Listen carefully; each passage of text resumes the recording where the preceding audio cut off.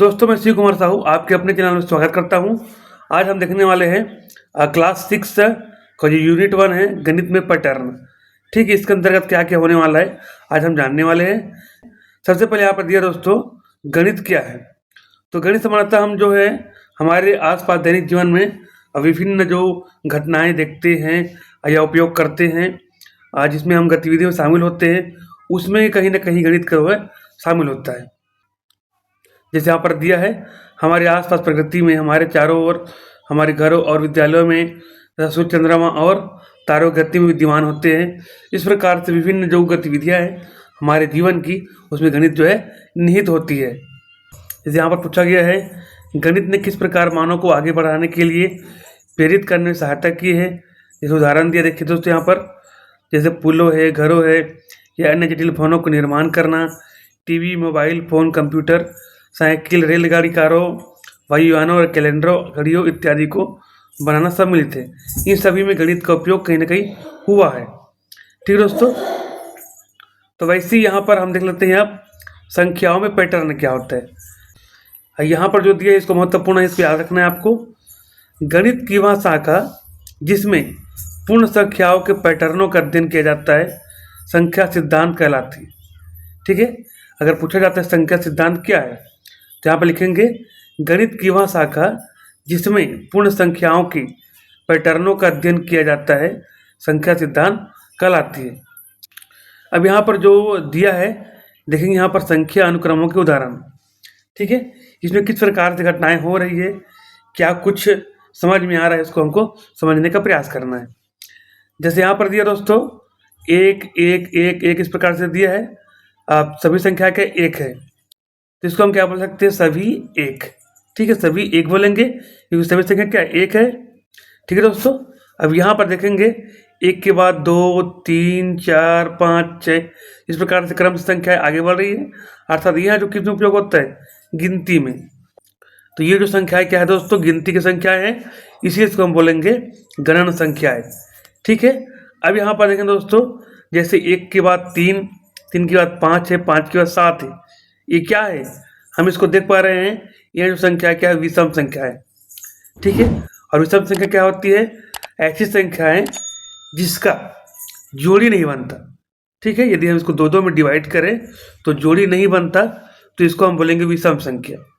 तो ये जो है विषम संख्या है, इसलिए आप लिखेंगे विषम संख्या है।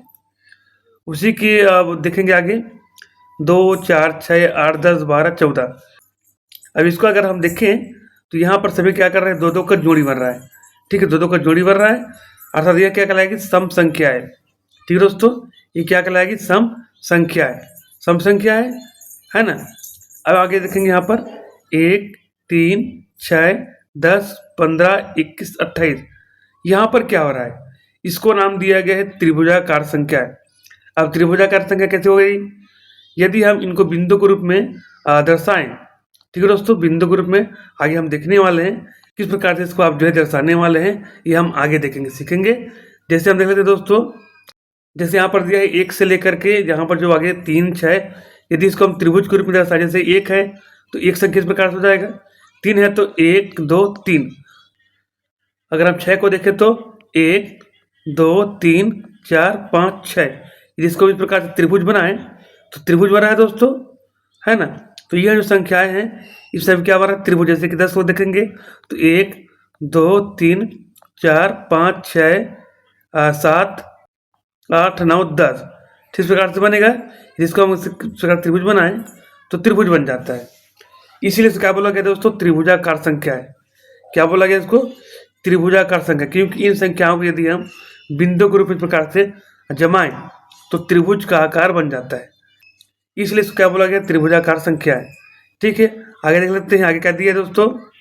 आगे यहाँ पर दिया है 1 4 9 16 25 36 49।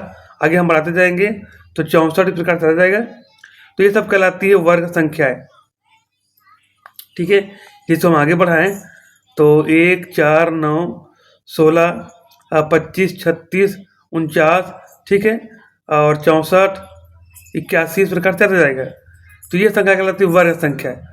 और वर्ग कैसे हुआ, यदि इसको हम वर्ग के रूप में दर्शाएं, यदि इन संख्याओं को यदि हम बिंदु के रूप में दर्शा के देखें, जैसे 1 है तो अकेला रहेगा, ठीक है, 4 है तो 1 2 3 4, इस प्रकार से वर्ग बन रहा है। उसी प्रकार से अगर हम 9 को देखें तो 1 2 3, इस इधर पे 3 कर देते हैं, ये तीनों के 3 3 के बना लिए। तो देखिए दोस्तों यहाँ पे क्या हो गया, वर्ग बन रहा है। अगर हम 16 को देखें तो 4 4 की बनाएंगे, 1 2 3 4, 1 2 3 4, 1 2 3 4, 1 2 3 4। तो इस प्रकार से क्या बन रहा है, वर्ग बन रहा है, इसलिए तो बोला गया वर्ग संख्या है। ठीक है, आगे देखेंगे दोस्तों, आगे क्या दिया है। अब आगे यहाँ पर दिया दोस्तों 1 8 27 64 125 216, ये किस प्रकार की संख्या है, इसको बोला गया है घन संख्या है।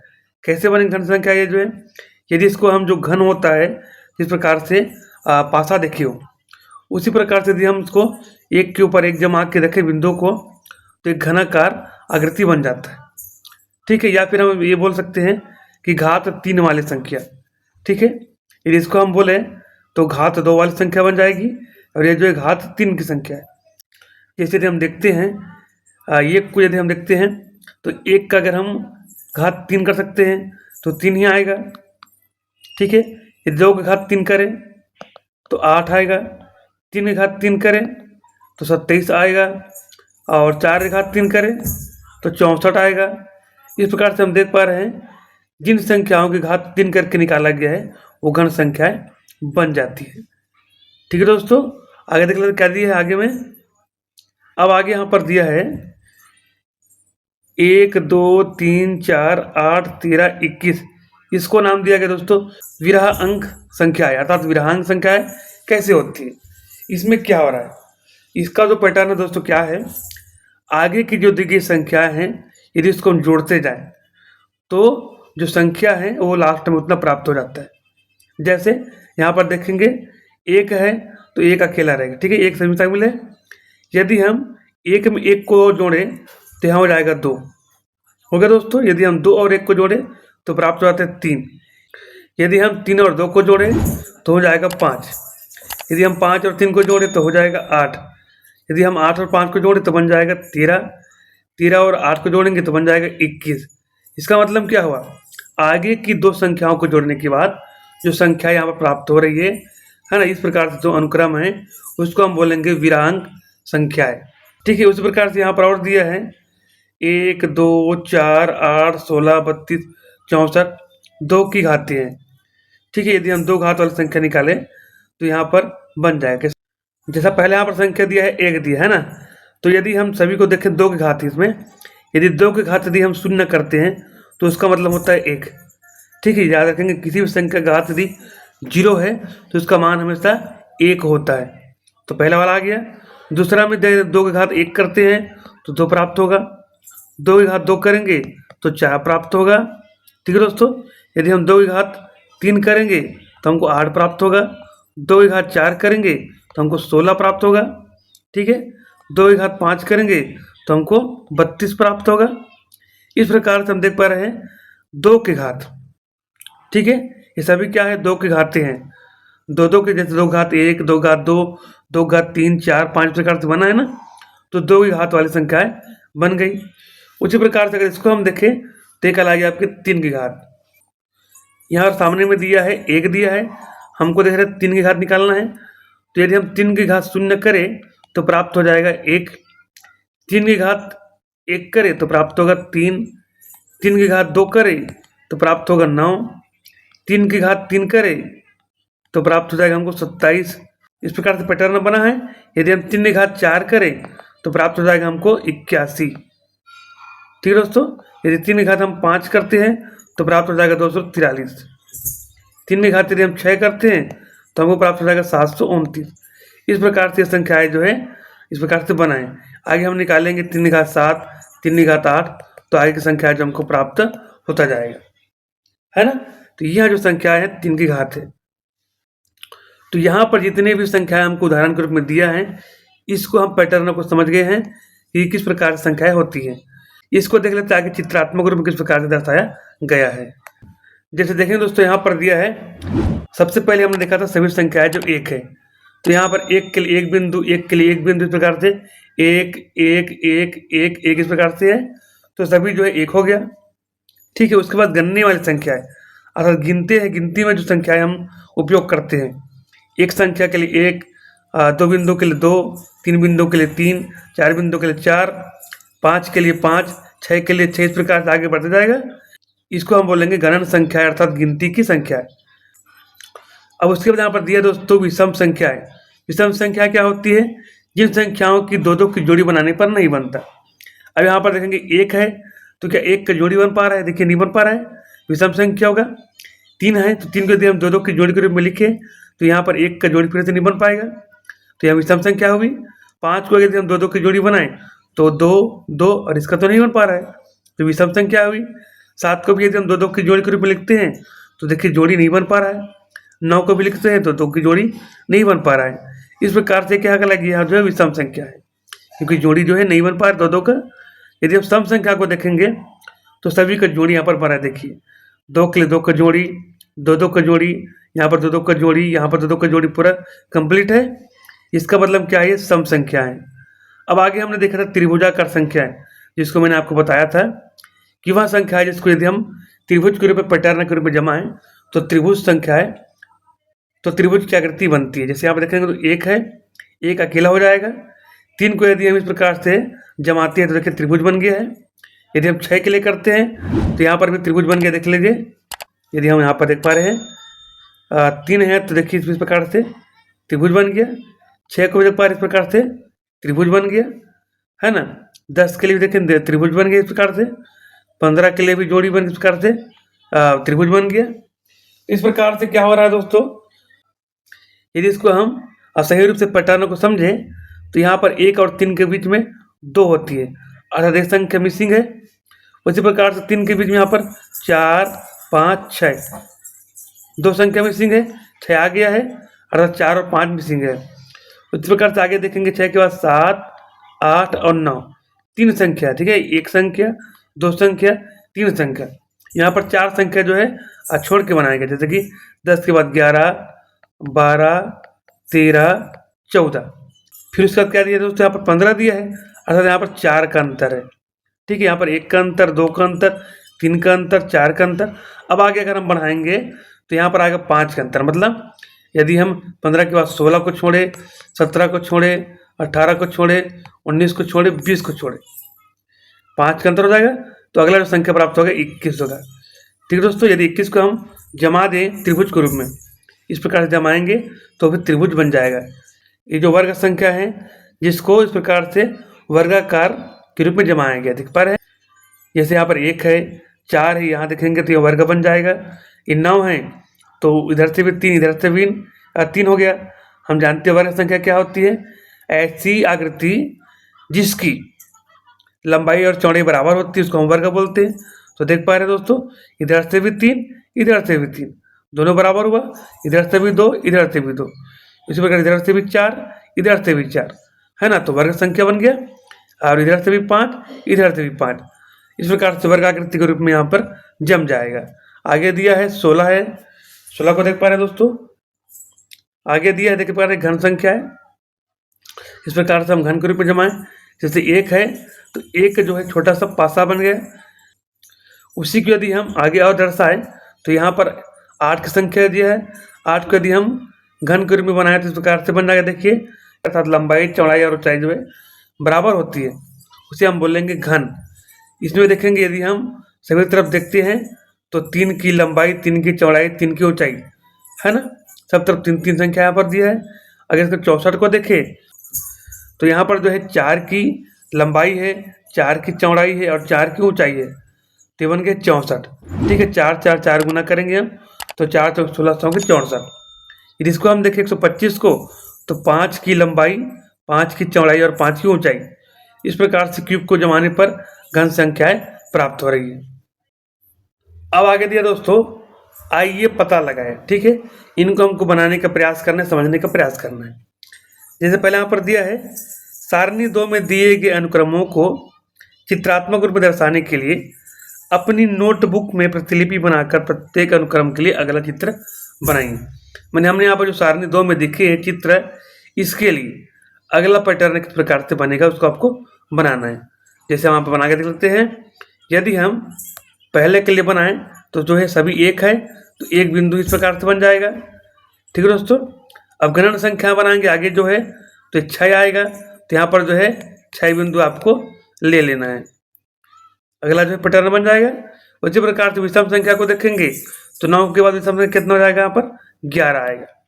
तो 11 को अगर हम जोड़ी बनाएं 1 2 3 4 5 6, 1 2 3 4 5 इस प्रकार से बनेगा। सम संख्या है 10 के बाद क्या आएगा, 12 आएगा।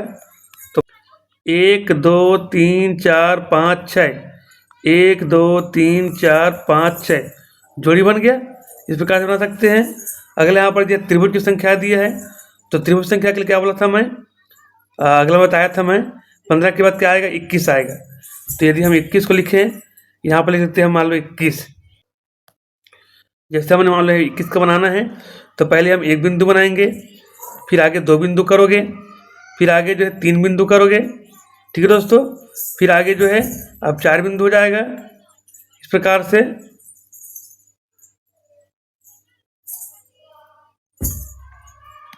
4 बिंदु हो गया। फिर आगे जो 5 बिंदु हो जाएगा। ठीक है, 5 बिंदु हो गया। आगे फिर करेंगे तो 6 बिंदु हो जाएगा, 5 6। अब देखिए यहाँ जो 21 बिंदु हो गया। अगर इसको हम देखें ध्यानपूर्वक तो यहाँ कितनी संख्या है, 21 बिंदु है। ठीक है। इससे आगे अगर हम देखें तो 21 में 7 फिर से जोड़ दीजिए। ठीक, क्या हो रहा है, आगे की संख्या जोड़ेंगे, 7 जोड़ेंगे हम तो 28 आएगा। कितना आएगा दोस्तों, 28 आएगा। अगला यहाँ पर दिया दोस्तों वर्ग संख्या। इसका आगे का पैटर्न किस प्रकार से बनेगा, यदि हम 25 के आगे देखिए 36 आएगा। क्या आएगा दोस्तों, 36 आएगा। यदि हम बनाएं इसको तो 6 की आपको बनाना पड़ेगा। ठीक है। जैसे कि 1 2 3 4 5 6 बिंदु हो गया, तो 6 बिंदु इधर हो गया, 6 बिंदु इधर करेंगे, 1 2 3 4 5 6। ठीक है। इस प्रकार से जो है ये जो है वर्ग संख्याएं बन जाएगी। किसका बन रहा है, ये 36 का। ठीक है दोस्तों, ये बन रहा है 36 के लिए। आगे की संख्या बन जाएगा फिर 49 64। इस प्रकार से आप बना सकते हो। उसी प्रकार से यदि हम घन संख्या को देखें तो घन संख्या कितने हैं दोस्तों, यहाँ पर हम देख पा रहे हैं 125 है। ठीक है। तो 125 कितना जाएगा, फिर यहाँ पर हम करेंगे फिर आगे 6 का जो घन है 216। ठीक है। यहाँ पर लिखते हैं हम 216। यदि हम 6 गुना 6 गुना 6 करें तो 6 6 का 36, और 36 और 6 कितना हो जाएगा, 216 हो जाएगा, है ना। तो यहाँ पर आपको 216 का यहाँ पर चित्र बनाना है बिंदु ग्रुप। इस प्रकार से हम आएंगे तो इस प्रकार से जो है बन जाएगा। 6 इधर रहेगा, 6 इधर रहेगा, 6 इधर रहेगा। ठीक है दोस्तों। 6 6 की आपको बना के इस प्रकार से जमाना पड़ेगा, तो क्या बन जाएगा, वो घन संख्या बन जाएगा। ठीक है दोस्तों। 6 6 की यहाँ पर रहेगी 216। फिर आगे हम बनाएंगे 7 का घन बन जाएगा। 7 से घात 3 करें तो कितना हो जाएगा, 7 7 49 343। ठीक है दोस्तों। इस प्रकार से आगे का पैटर्न बनेगा। अब यहाँ पर प्रश्न पूछा गया दोस्तों, संख्या जो है 1 3 6 10 15 त्रिभुजाकार संख्याएं क्यों कहलाती है। उसी प्रकार से 1 4 9 16 25 वर्ग संख्याएं या वर्ग क्यों कहलाती है। 1 8 27 64 125 घन संख्या या घन क्यों कहलाती है। तो हमने अभी देखा त्रिभुजाकार संख्या क्यों कहलाती है। इन संख्याओं के यदि हम बिंदु के रूप में जमाएं, बिंदु के रूप में यदि हम जमाते हैं तो त्रिभुज की आकृति की संख्या बन जाती है। ठीक है। यदि हम इसको जमा के देखें तो त्रिभुजाकार बन जाता है, इसलिए यहाँ जो संख्या है त्रिभुजाकार संख्या बन जाती है, कहलाती है। ठीक है दोस्तों। यदि इनको देखें तो यदि हम इसको घात 2 है, घात 2 के रूप में करें, या ऐसी आकृति जिसकी लंबाई चौड़ाई बराबर होती है, वैसी आकृति के रूप में यदि इसको हम जमा के रखें तो क्या बन जाती है, वो वर्ग संख्या बन जाती है। इस प्रकार से हमने देखा 1 4 9 16 25 को यदि हम वर्ग आकृति के रूप में जमा के देखें तो पूरा जम रहा है। 4 को करेंगे तो 2 की जो है, 9 करेंगे तो 3 3 की बन जाएगी, 16 जो है 4 4 की बन जाएगी, 25 जो है 5 5 की बन जाएगी, अर्थात लंबाई 5 चौड़ाई 5। तो वर्गाकार संख्या बन रही है, इसलिए उसको हम वर्ग संख्या बोलेंगे या वर्ग कहलाएंगे। ठीक है। उसी प्रकार से घन संख्या है। यदि हम इन संख्याओं को बराबर लंबाई, बराबर चौड़ाई और बराबर ऊंचाई वाले आकृति के रूप में बनाएं तो ये बन जाती है जो पासा है उसका जो एक इकाई संख्या एक बिंदु है उसको यदि हम समान संख्याओं में लंबाई चौड़ाई ऊंचाई ले तो ये जम जा रहा है। जैसे हमने यहाँ पर बना के देखा तो इस प्रकार से कहलाती है घन संख्या या घन या फिर घात 3 की संख्या। ठीक है दोस्तों, इस प्रकार से आप ले सकते हो। अब यहाँ पर दिया है दोस्तों, आपने ध्यान दिया होगा कि 36 एक त्रिभुजाकार संख्या है और वर्गाकार संख्या दोनों है, अर्थात 36 बिंदुओं को त्रिभुज और वर्ग दोनों के रूप में हम किस तरह से व्यवस्थित कर सकते हैं, इसे स्पष्ट करते हुए अपनी नोटबुक में चित्र बनाइए। अर्थात 36 के लिए आपको त्रिभुज भी बनाना है और वर्ग भी बनाना है। ठीक है, अगर हम त्रिभुज को रूप में जमाते हैं इसको 36 को तो किस प्रकार से बन जाएगा, उसको हम जमा के देख लेते हैं किस प्रकार से बनेगा। 36 का जो त्रिभुज जो है यहाँ पर हम बना लेते हैं दोस्तों। जैसे यहाँ पर 36 है तो सबसे पहले क्या लेना बताया था मैं आपको, एक बिंदु पहले लेना है, फिर आगे 2 बिंदु लेंगे, फिर उसके बाद 3 बिंदु लेंगे, फिर 4 बिंदु लेना है आपको। ठीक है दोस्तों, फिर आगे 5 बिंदु लेंगे, इस प्रकार से फिर आगे 6 बिंदु लेंगे। ठीक है, आगे फिर 7 बिंदु लेंगे,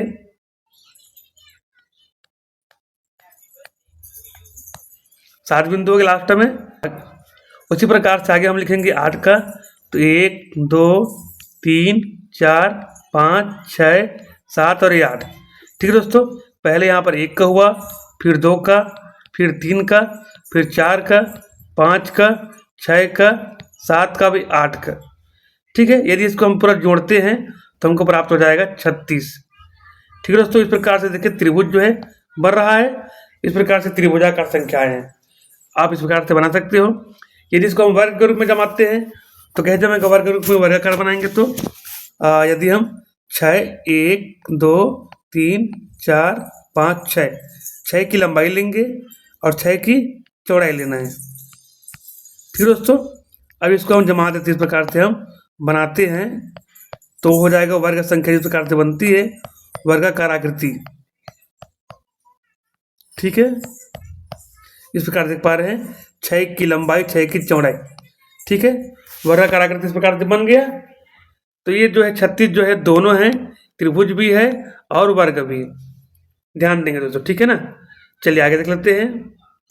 अब आगे क्या दिया दोस्तों, इससे ज्ञात होता है कि एक ही संख्या को अलग अलग तरीकों से दर्शाया जा सकता है और संदर्भ के आधार पर अलग अलग भूमिकाएं निभाई जा सकती है। जी हाँ, बिल्कुल है, यदि पैटर्न उसमें लागू होता है तो एक ही संख्या को 2-3 प्रकार से दर्शा सकते हैं। जैसे 36 के साथ हुआ, उसे वर्गाकार संख्या भी बना सकते हैं और त्रिभुजाकार संख्या भी बनाई जा सकती है।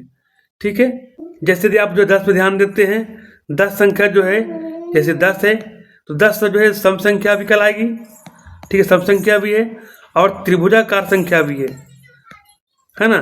10 जो है सम संख्या भी है, त्रिभुजाकार संख्या भी है। इस प्रकार से एक संख्या जो है कई प्रकार से पैटर्न उसमें लग सकता है। ठीक है दोस्तों, अगला देख लेते हैं क्या दिया है। आप संख्याओं के निम्नलिखित अनुक्रम को क्या कहेंगे। ठीक है, यहाँ पर जो उदाहरण दिया, एग्जाम्पल देख लेते हैं। ये देखिए, ये जो है किस प्रकार की संख्या है इसको आपको बताना है। यदि हम चित्र को स्पष्ट रूप से देखें तो यहाँ पर 1 है, उसके बाद यहाँ पर 7 बिंदु है, फिर यहाँ पर 19 बिंदु है, फिर यहाँ पर 37 बिंदु है। यदि हम इसको ध्यानपूर्वक देखें दोस्तों तो यहाँ पर क्या बन रहा है, आज 6 भुजा वाला जो है 6 भुजा वाला आकृति यहाँ पर बन रहा है। यहाँ पर लिखा देखिए, इन्हें षड्भुजाकार संख्या कहते हैं। इन्हें अपनी नोटबुक में बनाइए, अनुक्रम में अगली संख्या क्या होगी। ठीक है, अब बताने के अनुक्रम में जो है अगली संख्या क्या होगी। यदि हम इसको देखें तो यहाँ पर जो है 1 2 3 4 5 6 भुजा वाला यहाँ पर आकृति बन रहा है, इसीलिए इसको षड्भुजाकार आकृति कहा गया है। तो अगला जो है 37 के बाद क्या आएगा। ठीक है दोस्तों, यदि इसको आप समझे तो क्या हो रहा है, यदि इसको हम ध्यानपूर्वक देखें दोस्तों तो पहला जो संख्या है, यदि इन दोनों के बीच में हम अंतर निकाले तो 6 का अंतर है। इन दोनों के बीच में देखें तो 12 का अंतर है। इन दोनों के बीच में देखें तो 18 का अंतर है, अर्थात 6 के गुणांक के रूप में अंतर बनाए गए। 6 कम 6 6 दूनी 12 6 3 18। अगला जो संख्या होगा वो 24 का अंतर होगा, अर्थात 37 और 24 को जोड़ लीजिए। इस प्रकार से अगला संख्या क्या हो जाएगा, 61 हो जाएगा। और 61 को आपको इस प्रकार से जमाना है। अब कैसे जमाएंगे देखें दोस्तों, यदि हम यहाँ पर देखें, यदि हम इसको देखें ध्यानपूर्वक से, तो यहाँ पर 2 से शुरू हुआ था और 2 में समाप्त हो रहा है, अर्थात 2 और 3 और 2। ठीक है, इसको जोड़ेंगे तो हमको प्राप्त हो जाएगा यहाँ पर 7। ठीक है दोस्तों, यदि 19 को देखते हैं तो 3 से प्रारंभ, 3 में समाप्त हो रहा है, और यहाँ पर 3 4 5 4 3 हो रहा है ना। उसी के बाद 37 में देखिए तो 4 5 6 7 6 5 4, अर्थात 4 से प्रारंभ हो रहा है, 4 में समाप्त हो रहा है। जो अगला बनाएंगे उसमें हम 5 से शुरू करना है। इस प्रकार से इसके साथ में अनुक्रम बना है, पैटर्न बना है कि जहाँ से स्टार्ट हुआ है वहीं पे जाके हमको अंतिम करना है। तो हमको जो संख्याएं, जो आकृति प्राप्त होगी, षटभुजाकार संख्याएं प्राप्त होगी। तो दोस्तों आज के लिए बस इतना ही, वीडियो हम इतना ही जानेंगे। नेक्स्ट वीडियो हम जानेंगे आगे की जो गतिविधि दिया है, प्रश्न दिया है, उसको किस प्रकार से हम हल करेंगे।